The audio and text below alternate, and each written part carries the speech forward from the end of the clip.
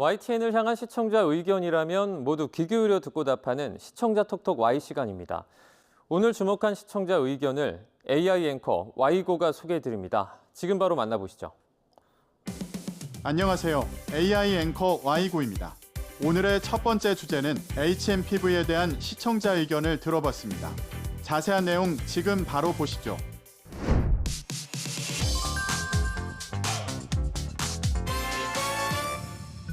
중국에서도 겨울철 호흡기 질환 감염자가 급격히 늘면서 진료 대기자가 1,000명이 넘을 정도라고 하는데요.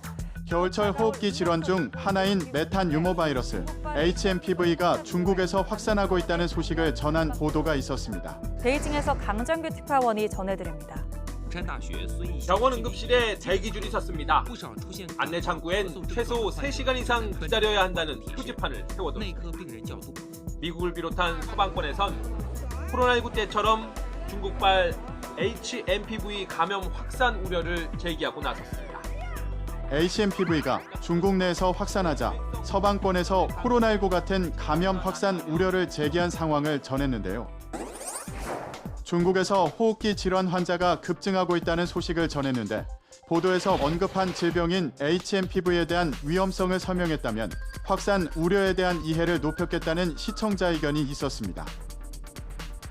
시청자 톡톡Y에서 HMPV가 어떤 질병인지에 대해 알아봤습니다.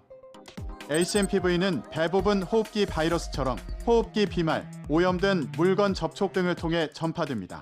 감염 시 발열, 기침 가래, 콧물 등 감기와 유사한 증세를 보이고 심한 경우 폐렴 등의 감염을 일으킬 수 있는데요. 현재 해외에서 HMPV가 유행 중인 나라는 미국, 중국, 영국 등입니다.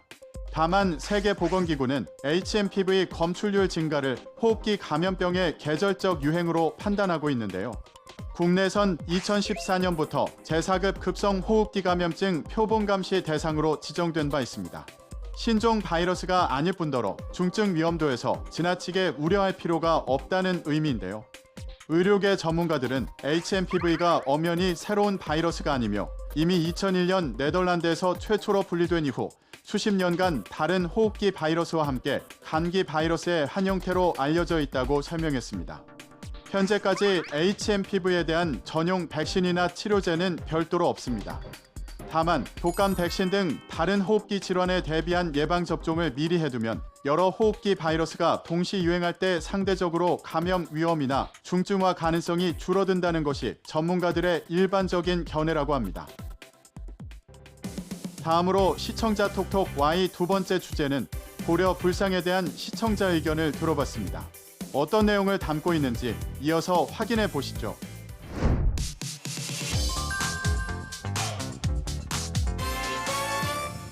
외고에 약탈당했다가 절도범이 훔쳐 국내로 들여온 고려시대의 불상이 고향인 충남 서산의 부석사로 돌아왔습니다.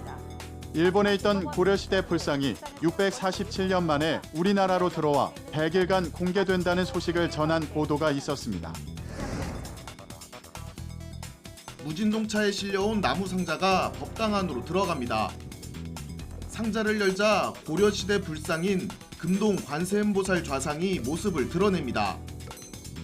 앞서 부석사 측은 불상에서 발견된 결연문을 근거로 반환 요구 소송을 진행했습니다.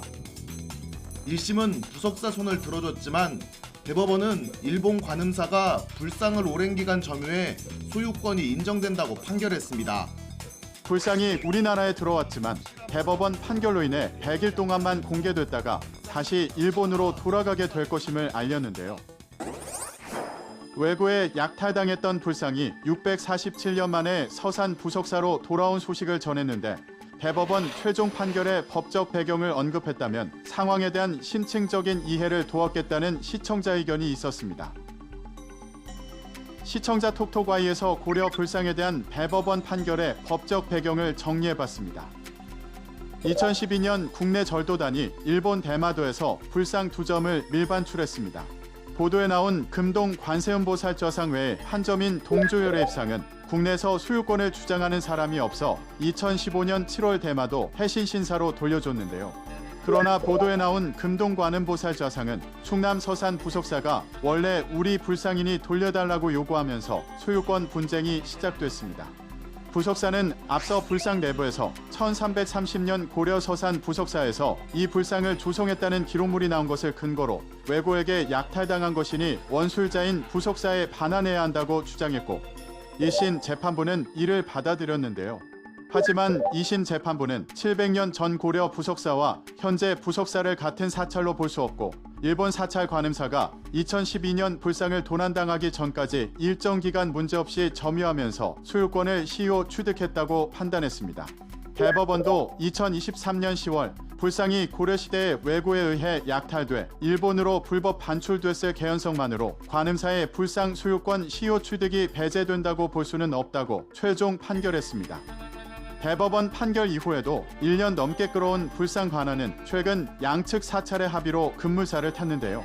부석사 측이 반환 전 불상을 모시고 100일간 법회를 열게 해달라고 요청한 것을 관음사 측이 확실한 반환을 조건으로 수락하면서입니다.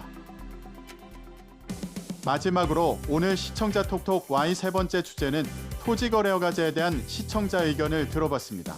이어지는 내용도 지금 바로 만나보시죠.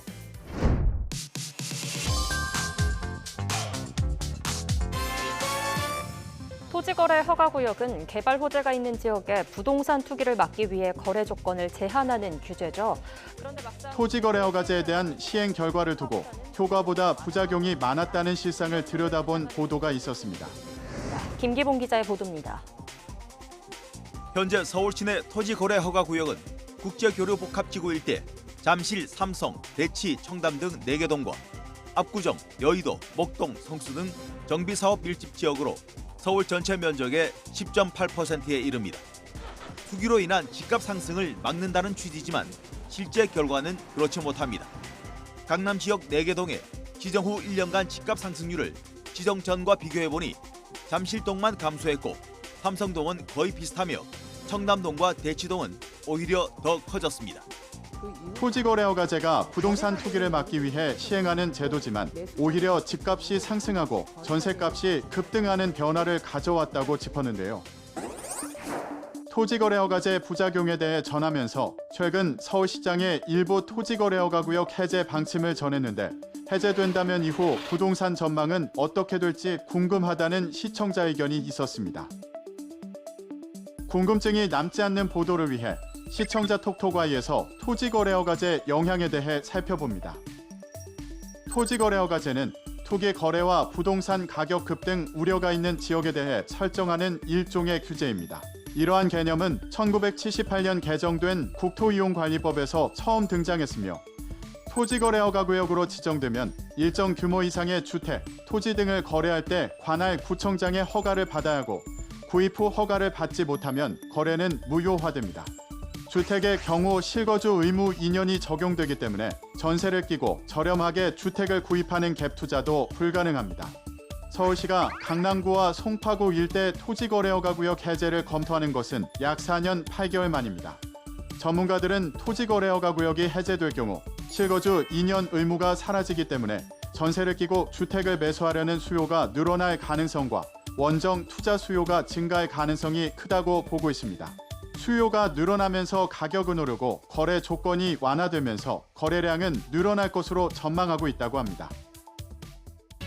YTN 방송의 부족한 부분을 채우는 시청자 톡톡 Y 시간. 다음 주도 다양한 시청자 의견과 함께 돌아오겠습니다.